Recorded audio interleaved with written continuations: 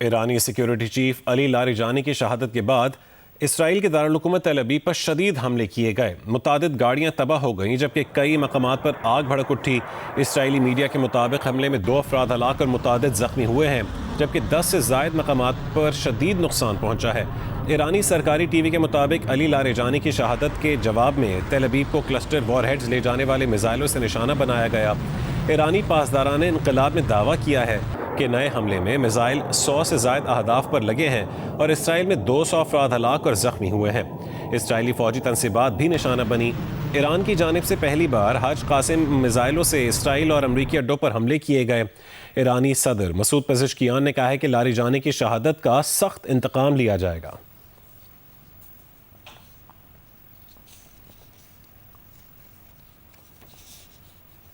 ईरानी कौमी सलामती काउंसिल के सेक्रेटरी अली लारिजानी अमरीका और इसराइल के हमले में शहीद हो गए।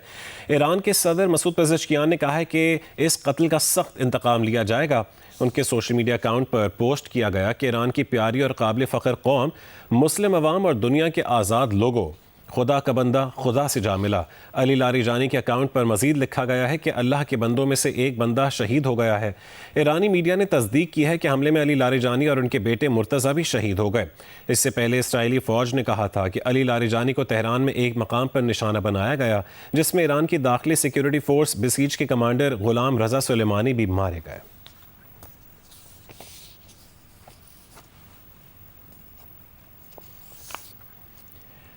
ईरान की कौमी सलामती के सरबराह डॉक्टर अली लारिजानी 5 अशरों से ईरान में मुख्तलिफ अहम ओहदों पर अहम खिदमात अंजाम देते रहे थे।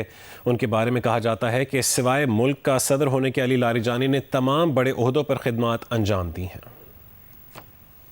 हालिया बयानात में अली लारिजानी ने कहा था कि अमेरिका के बरक्स ईरान ने तवील जंग की तैयारी कर रखी है। अगस्त 2025 से वो ईरान की कौमी सलामती कौंसिल के सरबराह थे। ये कौंसिल मुल्क के दिफा, इंटेलिजेंस और खारजा पॉलिसी अमूर पर नजर रखती है। अली लारिजानी इससे पहले अगस्त 2005 से अक्टूबर 2007 तक भी इस ओहदे पर खिदमात अंजाम दे चुके थे। अली लारिजानी की जान को खतरा था। अमेरिका ने उनके सर की कीमत मुकर्रर कर रखी थी, मगर अल-कुद्स रैली में वो आम लोगों की तरह सड़क पर मार्च करते नजर आए। सदर ट्रंप की जानिब से सर की कीमत मुकर्रर किए जाने पर डॉक्टर अली लारिजानी ने इमाम हुसैन का कॉल सोशल मीडिया पर शेयर करते हुए लिखा था कि मैं मौत को सादत और जालिमों के साथ जिंदगी को जिल्लत के सिवा कुछ नहीं समझता।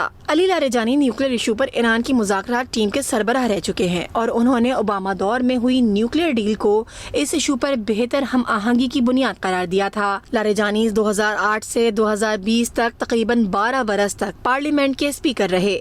वो वजीर सकाफत भी रह चुके थे। 67 बरस के अली लारिजानी 1980 की दिहाई में इराक जंग दौर में पासदारान इनकलाब के कमांडर थे और 1994 से 2004 तक ईरान ब्रॉडकास्टिंग के सरबराह थे। अली लारिजानी ने मैथमेटिक्स और कंप्यूटर साइंस में तालीम हासिल की थी और तेहरान यूनिवर्सिटी से वो फलसफे में PhD थे।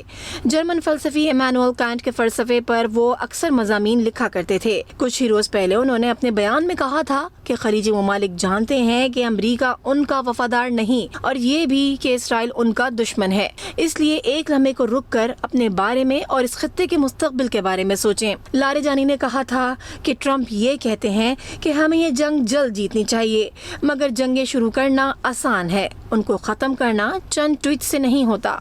ईरान उस वक्त तक अमरीका को जाने नहीं देगा जब तक अमरीका अपनी गलती तस्लीम नहीं करता और कीमत अदा नहीं करता। अली लारिजानी ने अमरीका को इस बात से भी खबरदार किया था कि आबनाए हुर्मुज़ या तो सबके लिए अमन और खुशहाली का जरिया होगी, वरना ये जाहरियत करने वालों के लिए आबनाए शिकस्त और अजियत का सबब रहेगी। अमरीका ने चंद ही रोज़ पहले ऐलान किया था कि ईरान की अहम शख्सियात से मुतालिक मालूमात देने वालों को $1 करोड़ इनाम देगा।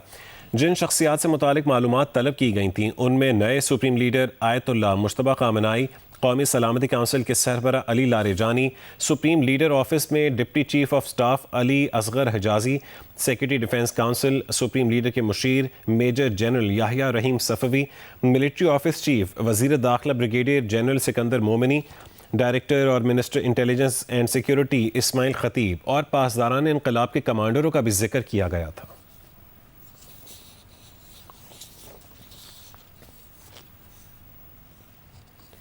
ईरान के वज़ीर ख़ारजा अब्बास अराक्ची ने कहा है कि खलीजी ममालिक के शहरी इलाकों के करीब होने वाले हमलों की जिम्मेदारी अमरीका पर आयद होती है। अरब टीवी को इंटरव्यू में उन्होंने कहा है कि अमरीकी अफवाज ने फ़ौजी अड्डों से निकलकर शहरी इलाकों और होटलों में मुंतकिल होना शुरू कर दिया है, जिसकी वजह से ऐसे मकामात भी निशाने पर आए जो आबादी के करीब हैं। अब्बास अराक्ची का कहना है कि जहाँ जहाँ अमरीकी अफवाज या उनकी तनसीबात मौजूद थीं उन्हें निशाना बनाया गया। इन हमलों से खित्ते के ममालिक और उनके अवाम को नुकसान और परेशानी का सामना करना पड़ा है। ताहम 28 फरवरी को जंग शुरू करने का इल्ज़ाम मुकम्मल तौर पर अमरीका पर आयद होता है। उनका मज़ीद कहना था कि नहीं लगता कि ईरान का जौहरी नज़रिया नुमाया तौर पर तब्दील होगा। ताहम इस हवाले से नए सुप्रीम लीडर के मौक़िफ़ का इंतज़ार करने की ज़रूरत है।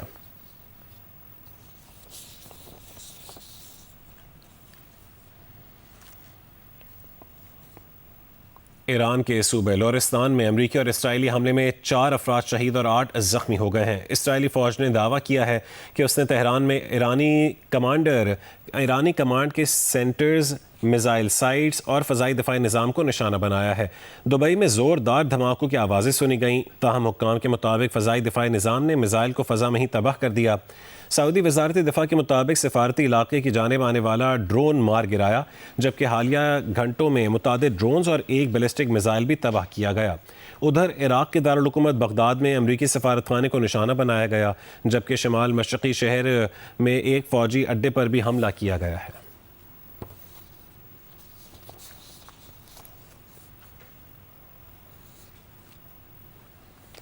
ट्रंप इंतज़ामिया को एक और बड़ा झटका लगा है। अमरीकी नेशनल काउंटर टेररिज्म सेंटर के डायरेक्टर जो केंट ने इस्तीफ़ा दे दिया। कहा यह वाज़ेह है कि ईरान के खिलाफ जंग इसराइल और उसकी ताकतवर अमरीकी लॉबी के दबाव पर शुरू की गई। ईरान अमरीका के लिए फ़ौजी ख़तरा नहीं था। वो नई नस्ल को इस जंग में भेजने के हक़ में नहीं, जिसका अमरीकी अवाम को कोई फ़ायदा नहीं और न अमरीकी जानों की कुर्बानी देने का कोई फ़ायदा है। ईरान जंग को अपने ज़मीर के ख़िलाफ़ करार देते हुए जो केंट ने ट्रंप को ख़त भी लिखा कि वो इससे पहले इसराइल की मुसल्लत करदा जंग में अपनी बीवी को खो चुके हैं, किसी सूरत इस जंग की हिमायत नहीं कर सकते। पहले दौरे हुकूमत में आपने बेहतरीन फ़ौजी हिकमत अमली अख्तियार की। कासिम सुलेमानी को मारना और दाइश को शिकस्त उसी हिकमत अमली की मिसालें हैं, मगर इस हुकूमत के शुरू में कुछ ताकतवर हलकों ने गलत मालूमात फैलाई। ईरान के साथ जंग की हौसला अफजाई के लिए जंगी जज्बात भड़काए। तासुर दिया गया कि ईरान बड़ा ख़तरा है और जंग आसानी से जीती जा सकती है, लेकिन ये दुरुस्त नहीं था। गलत मालूमात ने आपके अमरीका फ़र्स्ट प्लेटफॉर्म को नुकसान पहुँचाया। ये वही हिकमत अमली है जो इसराइलियों ने हमें इराक़ की तबाहकुन जंग में घसीटने के लिए इस्तेमाल की। इराक़ जंग में हज़ारों अमरीकियों की जानें ज़ाया हुई। हम इराक़ जंग जैसी गलती दोबारा नहीं कर सकते। ऐसी जंग की हिमायत नहीं कर सकते जिसमें हमारे लोगों की जानें ज़ाया हों और कोई फ़ायदा ना हो। अमरीकी तैयारा बरदार बहरी जहाज़ USS Gerald R Ford Iran जंग छोड़कर मुरम्मत के लिए यूनान रवाना हो गया है। बहरी बेड़ा 2 से 3 हफ्ते तक गैर फाल रहेगा। अमरीकी महकमे दिफा ने जहाज़ पर आग लगने की तस्दीक कर दी। अमरीकी नेवल इंस्टीट्यूट के तर्जुमान ने बताया कि आग के नतीजे में कई रिहायशी हिस्से और 100 से ज़ायद बिस्तर भी ज़ाया हो गए। इससे पहले अमरीकी अखबार ने कहा था कि USS जेराल्ड आर फोर्ड के मरकजी लॉन्ड्री एरिया में लगी आग बुझाने में 30 घंटों से ज़्यादा का वक्त लगा। 2 अमरीकी फ़ौजी भी ज़ख्मी हुए। जहाज़ के इंजन को कोई नुकसान नहीं पहुंचा। आग लगने से 600 से ज़ायद फ़ौजी अपने बिस्तरों से महरूम हो गए। USS जेराल्ड आर फोर्ड पर तकरीबन 4,500 अफराद का अमला तैनात है।